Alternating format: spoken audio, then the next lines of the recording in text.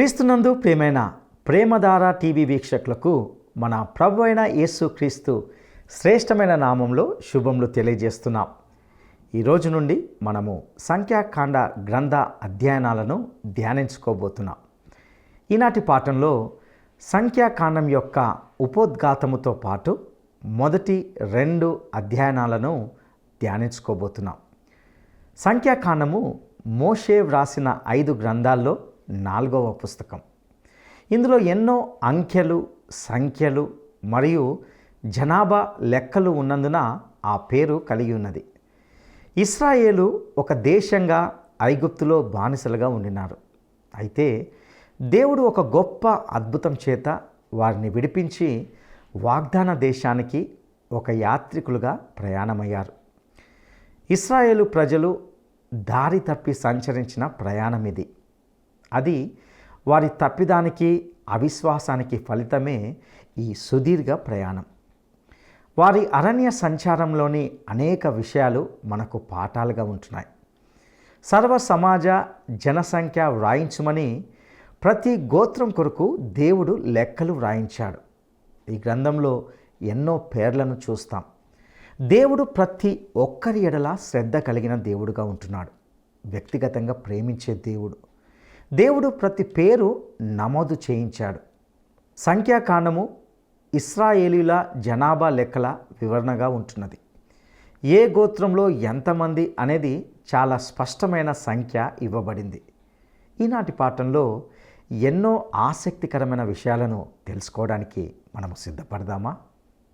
ప్రియ సోదరి సోదరులారా, ఈ రోజున మనం సంఖ్యాకాండం అనే గ్రంథాన్ని అధ్యయనం చేయబోతున్నాం.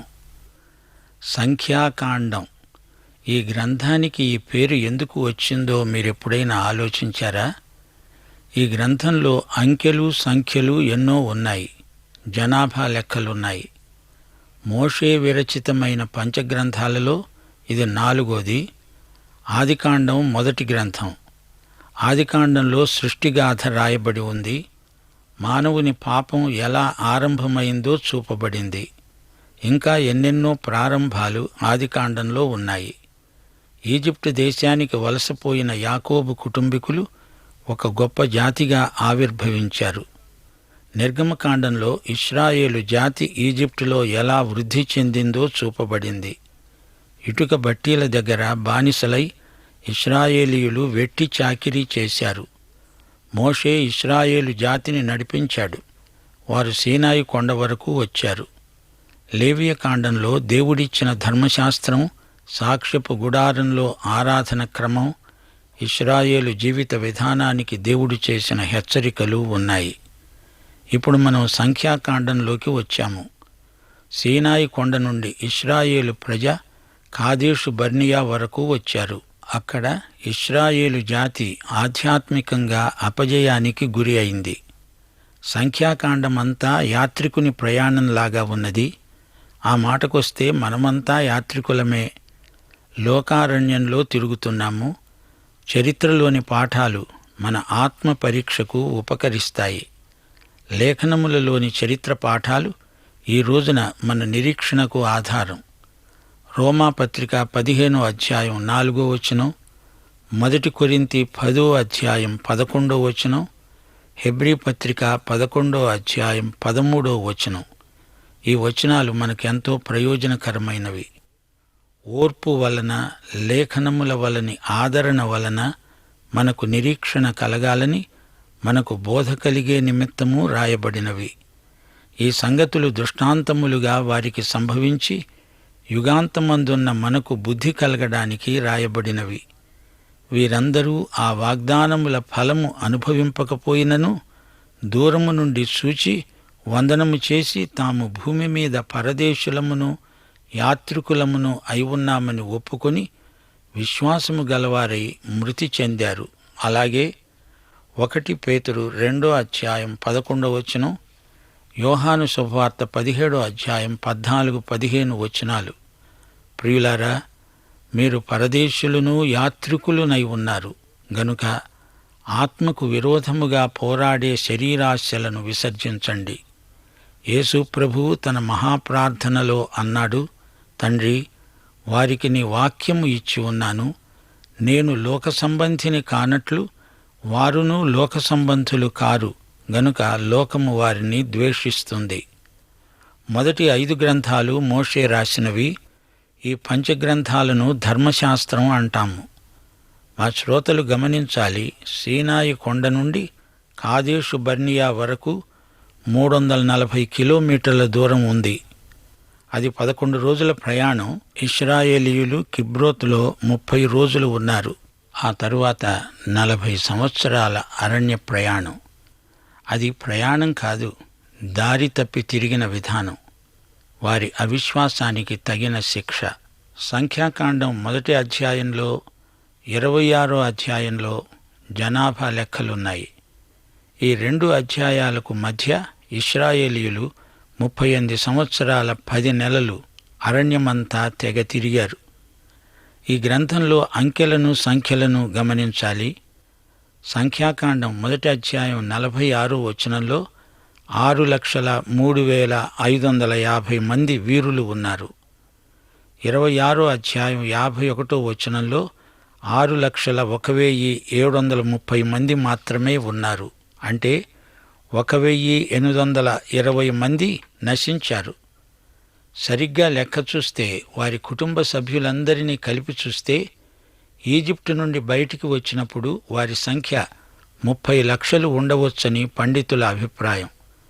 అరణ్య ప్రయాణంలో వారు ఎంతో క్రమబద్ధంగా వ్యవహరించారు. వారి శిబిరం ఎంతో చక్కని నిర్మాణం.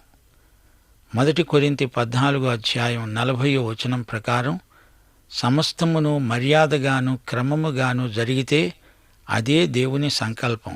దేవుని సృష్టిలో క్రమం ఉన్నది. ప్రపంచమంతటా దేవుడు ఒక క్రమబద్ధమైన విధానాన్ని ఏర్పరచి ఉంచాడు. దేవుడు సర్వశక్తిమంతుడు.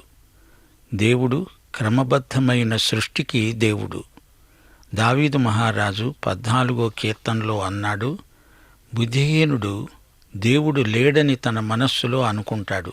నాస్తికులు దేవుడు లేనివారు, అనగా విశ్వాసహీనులు. దేవుడు సమస్త సృష్టిని నిర్వహిస్తున్నాడు. ఇప్పుడు మనం సంఖ్యాకాండం 1, 2 అధ్యాయాలు కలిపి అధ్యయనం చేస్తాము. సోదరీ సోదరులారా, సంఖ్యాకాండంలో ఏం జరగబోతోందో చెప్పనా? ప్రజలు అరణ్య ప్రయాణానికి సన్నద్ధులై క్రమబద్ధంగా సిద్ధపడుతున్నారు. సరిగ్గా 2 సంవత్సరాల 2 నెలలైంది. వీరు ఈజిప్టు దేశం నుండి వచ్చారు. యెహోవా మోషేతో ప్రత్యక్షపు గుడారంలో సీనాయి అరణ్యంలో మాట్లాడాడు. మోషే, నీవు సర్వసమాజ సంఖ్య రాయించు, వంశాలు కుటుంబాల వారీగా లెక్క రాయాలి. నీవు అహరోను కలిసి ఈ లెక్క రాయాలి. 20 ఏండ్లు మొదలుకొని పైప్రాయము కలిగి సైన్యంలో చేరేవారిని మీరు లెక్కించండి. గోత్రానికి ఒక ముఖ్యుడు మీతో ఉండాలి. సమాజములో పేరు పొందిన వారినే మీరు ఎన్నుకోవాలి. రూబేను గోత్రంలో ఏలీనూరు, షిమ్యోను గోత్రానికి షెలుమీయేలు, యూదా గోత్రానికి నయస్సోను, ఇశ్శాఖారు గోత్రానికి నెతనేలు, జబూలూను గోత్రానికి ఏలీయాబు, ఎఫ్రాయిము గోత్రానికి ఎలీషానూయు, మనష్షే గోత్రానికి గమలీయేలు, బెన్యామీను గోత్రానికి అబీదాను, దాను గోత్రానికి అహీయెజెరు, ఆషెరు గోత్రానికి పగీయేలు, గాదు గోత్రానికి ఎలాసాపు, నఫ్తాలి గోత్రానికి అహీరా అనేవారు. వీరంతా తమ తమ గోత్రములకు ప్రధానులు, కుటుంబాలకు పెద్దలు.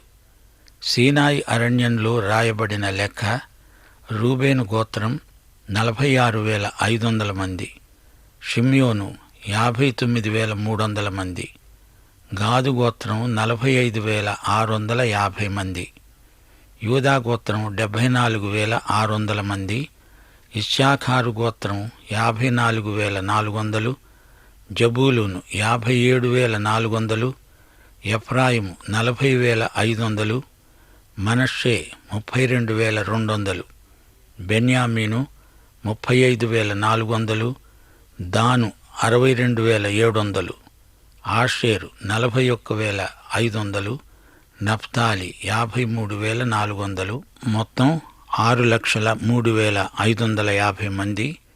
ఇందులో లేవీయుల గోత్రం లెక్కింపబడలేదు. సాక్ష్యపు గుడారం మీద దాని ఉపకరణములన్నిటి మీద లేవీయులే అధికారులు. అన్యులెవరూ ఉపకరణాలను ముట్టకూడదు, ముట్టితే మరణశిక్షే. లేవీయులు సాక్ష్యపు గుడారమును కాపాడుతారు. ఇశ్రాయేలీయులందరూ తమ తమ పితరుల కుటుంబముల టెక్కెములను పట్టుకుని తమ తమ ధ్వజాల వద్ద దిగాలి. ఎఫ్రాయిము గుడారానికి పడమట 40,500, ఆ ప్రక్కనే మనష్షే 32,200, ఆ ప్రక్కనే బెన్యామీను 35,400. ఎఫ్రాయిము పక్షాన ఉన్న వారందరూ 1,08,100 మంది. ఆ తరువాత దాను గుడారానికి తూర్పు దిశ 62,700, ఆషేరు ఆ ప్రక్కనే 41,500 మంది. నఫ్తాలి ఆ ప్రక్కన 53,400 మంది. దాను పక్షాన ఉన్నవారు మొత్తం 1,57,600 మంది. వీరిలో ప్రతివాడు తన తన ధ్వజమును బట్టి దిగుతూ సాగుతూ ఉన్నారు. సోదరీ సోదరులారా, ఈ అంకెలు సంఖ్యలు మీకు విసుగనిపిస్తోందా? దేవుని వాక్యం కాబట్టి మీరు వీటిని ఆసక్తితో పరిశీలించాలి. గుడారం అరణ్యంలో ఉన్నట్లు సంఘం ఈ రోజున ఈ లోకారణ్యంలో ఉన్నది. యోహాను శుభవార్త 17వ అధ్యాయం 15వ వచనంలో యేసు ప్రభు ప్రార్థిస్తూ అన్నాడు, తండ్రి, నీవు లోకములో నుండి వారిని తీసుకొని పొమ్మని నేను ప్రార్థించటం లేదు, గాని దుష్టుని నుండి వారిని కాపాడుమని ప్రార్థిస్తున్నాను. ఆనాడు దేవుడు గుడారములో నుండి మాట్లాడాడు. ఈ రోజున సంఘమే దేవుని గుడారం. ఎఫెసీ పత్రిక 2వ అధ్యాయం 19 నుండి 22వ వచనం వరకు. మీరిక మీదట పరజనులను పరదేశులై ఉండక పరిశుద్ధులతో ఏకపట్టణస్థులు దేవుని ఇంటివారై ఉన్నారు. క్రీస్తు యేసే ముఖ్యమైన మూలరాయి అయి ఉండగా అపొస్తలులు ప్రవక్తలు వేసిన పునాది మీద మీరు కట్టబడి ఉన్నారు. ప్రతి కట్టడము ఆయనలో చక్కగా అమర్చబడి ప్రభువునందు పరిశుద్ధమైన దేవాలయమవటానికి వృద్ధి పొందుతున్నది. ఆయనలో మీరు కూడా ఆత్మ మూలముగా దేవునికి నివాస స్థలమై ఉండడానికి కట్టబడుతున్నారు. ఈ సంఘంలో ఉన్నది ఎవరు? ఎఫెసీ పత్రిక 2వ అధ్యాయం 10వ వచనం. వాటి యందు మనము నడుచుకోవాలని దేవుడు ముందుగా సిద్ధపరిచిన సత్క్రియలు చేయటానికి మనము క్రీస్తు యేసునందు సృష్టింపబడిన వారమై ఆయన చేసిన పని అయి ఉన్నాము. మరి ఎందుకు ఈ జనసంఖ్య? ఎందుకంటే వీరు సైన్యముగా ఏర్పడుతున్నారు. యుద్ధానికి వీరు పరోక్షంగా సిద్ధపడుతున్నారు. ఈజిప్టులో ఉండగా వీరు బానిసలు. అప్పుడు దేవుడే వీరి పక్షాన పోరాడాడు. ఇప్పుడు వీరు దాస్యంలో లేరు, స్వతంత్రులు. అందుచేత వీరే శత్రుమూకలతో పోరాడాలి. సోదరీ సోదరులారా, మనం కూడా ఇప్పుడు గొప్ప ఆధ్యాత్మిక పోరాటంలో ఉన్నాము. ఎఫెసీ పత్రిక 6వ అధ్యాయం 10 నుండి 12వ వచనం వరకు వినండి. ప్రభువు యొక్క మహాశక్తిని బట్టి ఆయన యందు బలవంతులై ఉండండి. మీరు అపవాది తంత్రాలను ఎదిరించడానికి శక్తిమంతులగునట్లు దేవుడిచ్చే సర్వాంగ కవచం ధరించుకోండి. ఎందుకనగా మనము పోరాడేది శరీరులతో కాదుగాని ప్రధానులతో, అధికారులతో, ప్రస్తుత అంధకార సంబంధులైన లోకనాథులతో, ఆకాశమండలమందున్న దురాత్మల సమూహాలతో పోరాడుతున్నాము. 2 తిమోతి 2వ అధ్యాయం 3వ వచనంలో పౌలు రాస్తూ అన్నాడు, క్రీస్తు యేసు యొక్క మంచి సైనికుని వలె నాతో కూడా శ్రమను అనుభవించు. 1 తిమోతి 6వ అధ్యాయం 12వ వచనం. విశ్వాస సంబంధమైన మంచి పోరాటం పోరాడు. అవును, మనమంతా పోరాటంలోనే ఉన్నాము. ప్రియ శ్రోతలు, సంఖ్యాకాండం అంతటా యుద్ధాలు, బూరలు, సైనికులు, శత్రువులు. మనం జీవిస్తున్న ఈ లోకంలో మనకు ప్రతిరోజు యుద్ధవార్తలే వినపడుతున్నాయి. ఈ రోజున శాంతి చర్చలు, సమావేశాలు ఎన్నెన్నో జరుగుతున్నాయి. అయినా అశాంతే ఎక్కువవుతున్నది. యుద్ధ దుమారం రేగుతూనే ఉన్నది. అది సరే, మీరు సంఖ్యాకాండం 1, 2 అధ్యాయాలలో ఎన్నో పేర్లు విన్నారు గదా. దీన్ని బట్టి మనకేం బోధపడుతోంది? దేవునికి వ్యక్తులంటే ఎంతో ఇష్టం. ఆయన వ్యక్తిగతంగా ప్రతి ఒక్కరిని ప్రేమిస్తాడు. ఆయన వ్యక్తిగత దేవుడు. మీరే గనుక ఈ పేర్లకు అర్థాలు తెలుసుకుంటే ప్రతి పేరులో మనకు ఒక సందేశం దొరుకుతుంది. ఉదాహరణ ఒకటి మచ్చుకు చూపమంటారా? గోత్రకర్తల పేర్లు విన్నారు గదా. రూబేను నీళ్లలాగా చెంచలుడు. ఈ గోత్రానికి నాయకుడు ఎలీసూరు. ఇతని తండ్రి షెదేయూరు. ఎలీసూరు అంటే నా దేవుడు రాయిలాంటివాడు అని అర్థం. షెదేయూరు అంటే నా దేవుడు అగ్ని, సర్వశక్తిమంతుడు. చెంచలుని కుటుంబంలో నుంచి వచ్చిన అతనికి దేవుడు రాతి పునాదిగా దొరికాడు. వంశాల పేర్లు గ్రంథస్థం చేయబడి ఉండడం మూలాన వ్యక్తుల పూర్వాపరాలు పరిశోధించడానికి వీలవుతుంది. వంశవృక్షాలను బట్టి చారిత్రకత రుజువవుతుంది. యేసుక్రీస్తు యొక్క వంశవృక్షం సువార్తలలో చదువుతూ ఉంటే శత్రువులు కూడా ఆయన యొక్క చారిత్రకమైన ఉనికిని కాదనలేకపోతున్నారు. యాజకులు తమ వంశవృక్షాన్ని బట్టి తమ పుట్టుక సాంకర్యం లేనిదని చెప్పి తమ అభ్యర్థిత్వాన్ని సమర్థించుకోగలరు. మేము అబ్రహాము సంతానం అని యూదులందరూ చెప్పుకుంటారు. అది ప్రతి ఒక్కరూ వ్యక్తిగతంగా రుజువు చేసుకోవాలంటే వంశవృక్షాలు అవసరం. అందుకే ఇన్ని పేర్లు సంఖ్యాకాండంలో రాసి ఉంచాడు దేవుడు. యేసుక్రీస్తు అవతారం ఊహాకల్పన కాదు. ఆయన మానవుడై జన్మించాడు. దానికి ఆయన వంశవృక్షం దాఖలా. నెహెమ్యా 7వ అధ్యాయం 63, 64 వచనాలలో మరో విశేషం బయలుపడుతుంది.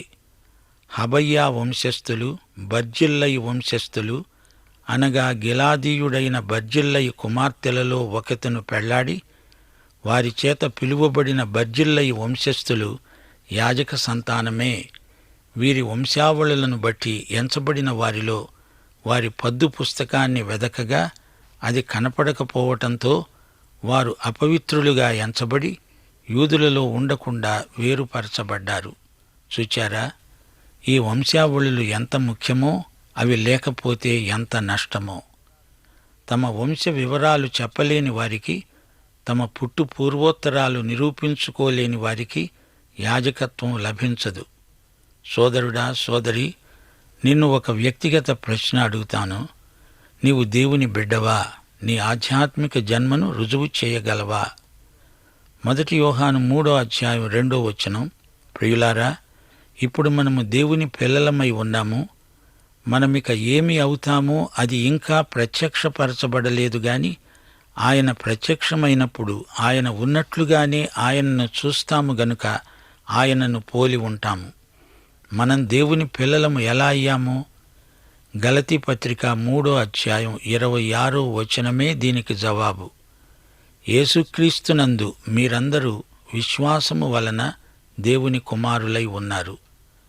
యోహాను సువార్త 1వ అధ్యాయం 12వ వచనం, తనను ఎందరంగీకరించారో వారికందరికీ, అనగా ఆయన నామమందు విశ్వాసముంచిన వారికి దేవుని పిల్లలవడానికి ఆయన అధికారం అనుగ్రహించాడు. మనం దేవుని వారసులం.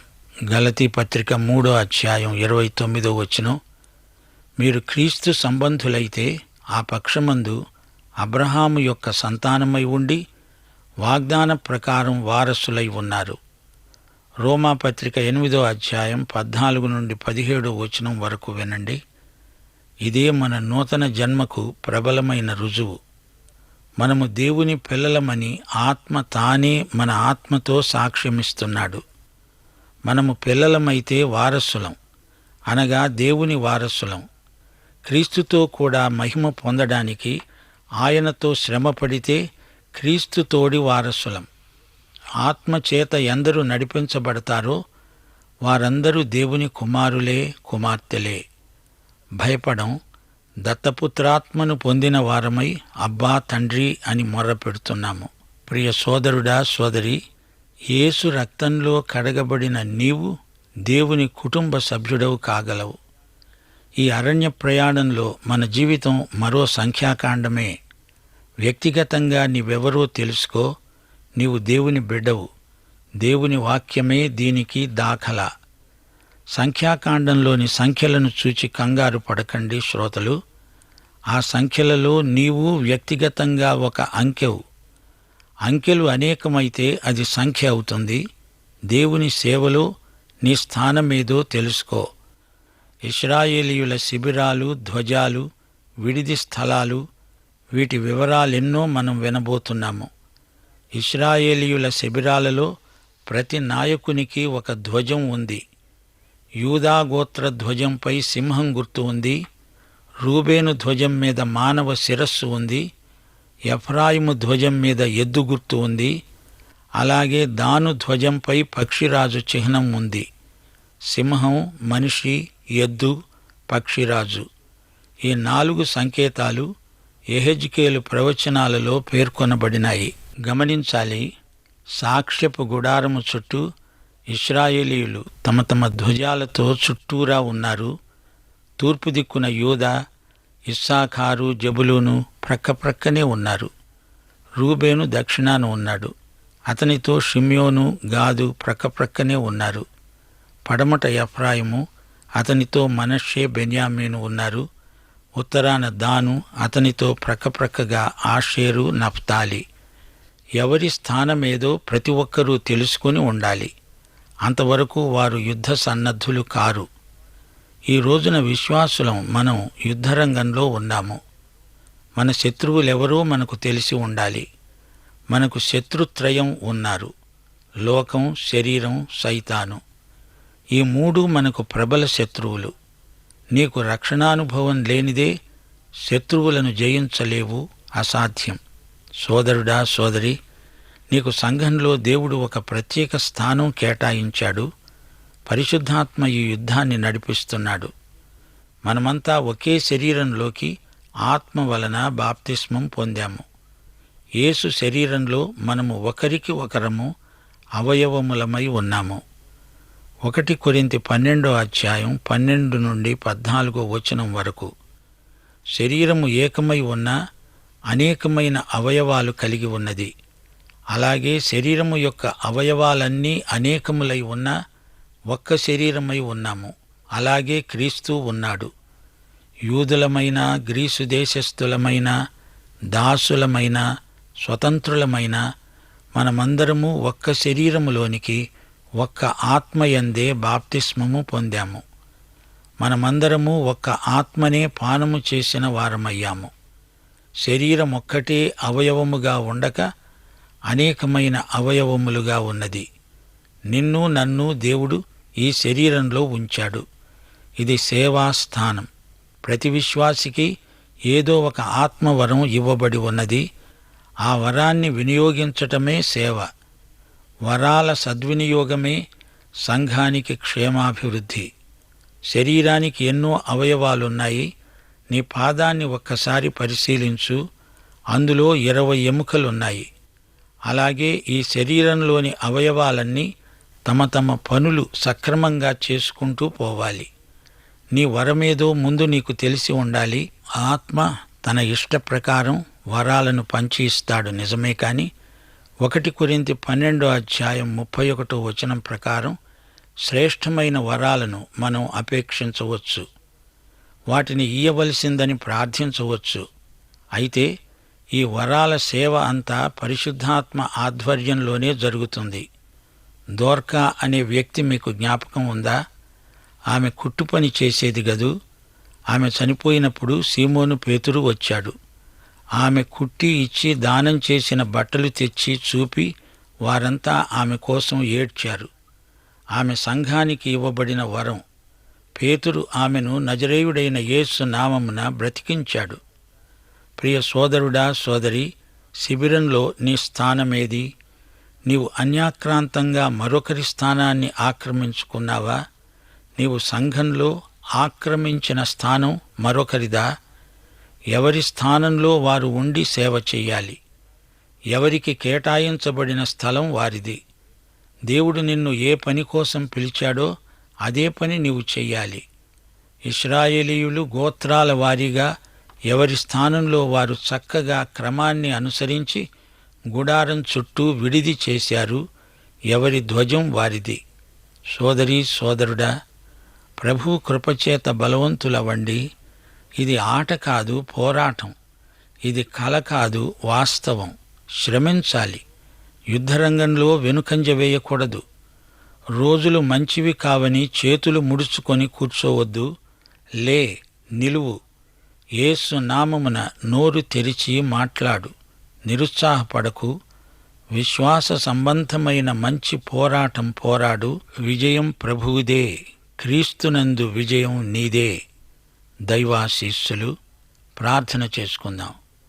కృపాభరితుడవైన మా పరమతండ్రి, నేటి పాఠము ద్వారా మేము నేర్చుకున్న అనేక సత్యాలు మా అనుదిన ఆధ్యాత్మిక జీవితానికి దోహదపడేటట్లు మీ ఆత్మ ద్వారా మమ్మలను బలపరచుమని, మమ్మలను నీ మహిమార్థమై వినియోగించుకొనుమని, మేమందరమును ఈ ఆధ్యాత్మిక మహాయుద్ధంలో నమ్మకమైన మంచి పోరాటము పోరాడునట్లు మాపై మీ దీవెనలు ఉంచుమని, మమ్మలను వినియోగించుకొనుమని యేసు నామమున ప్రార్థన చేస్తున్నాము తండ్రి. ఆమేన్. ప్రియులారా, సంఖ్యాకాండం యొక్క మొదటి 2 అధ్యాయాల్లో ఇశ్రాయేలీల గోత్రాల వారీగా వారి పేర్లు, జనాభా లెక్కలను గురించి వింటూ వచ్చాం. ఈ సందేశంలోని వంశవృక్షాలు, యాజక పదవులకు అవసరమైన రుజువులు, నిరూపణలను గూర్చి విన్నాం. ఆధ్యాత్మిక పోరాటాన్ని గూర్చి ప్రాముఖ్యంగా ఈ సందేశంలో విన్నాం. యుద్ధాలు, బూరలు, సైనికులు అనే పోరాట భాష వినబడుతుంది. వ్యక్తుల పేర్లు, వాటి అర్థాలను విన్నాం. వంశావళుల ప్రాముఖ్యత కూడా మనం దీంట్లో విన్నాం. వంశ వివరాల ద్వారా యాజక సేవలో ఎందరూ ఉన్నారో తెలుసుకున్నాం. క్రీస్తు యేసునందు మనకు గల విశ్వాస గుర్తింపు ఇందులో రుజువు అవుతుంది. తనను ఎందరు అంగీకరించిరో వారందరికీ దేవుని పిల్లలవుటకు అధికారం ఇవ్వబడింది. అనగా ఆధ్యాత్మిక జన్మ ద్వారా దేవుని కుటుంబంలో చేర్చబడి ఉన్నాం. మనము దేవుని పిల్లలమని దేవుని ఆత్మ తానే మన ఆత్మతో సాక్ష్యమిస్తూ ఉన్నాడు. సంఘక్షేమం మన వ్యక్తిగత అవసరతల కంటే కూడా ఎంతో ప్రాముఖ్యమని విన్నాం. ప్రియులారా, సంఘము లోకంలోనే ఉండాలి. అయితే దుష్టుని నుండి మనము కాపాడబడాలనేది యేసు ప్రభు యొక్క ప్రార్థన అయ్యింది. దేవుని బిడ్డగా నీవు నేను యుద్ధరంగంలో ఉన్నామని గుర్తించి అపవాది తంత్రాలను, అనగా లోకము, శరీరము, సైతాను అనే శత్రువులను ఎదిరించడానికి శక్తిమంతులగినట్లు దేవుడిచ్చే సర్వాంగ కవచాన్ని ధరించుకోవాలి. ఇక క్రైస్తవ జీవితం నిరంతర పోరాటమని గ్రహించి మెలకువగా ఉంటూ ఏ స్థానంలో దేవుడు నిన్ను ఉంచాడో అక్కడే ఉంటూ ముందుకు కొనసాగాలి. అట్టి కృప దేవుడు మనకు దయచేయనుగాక. దైవాశీస్సులు.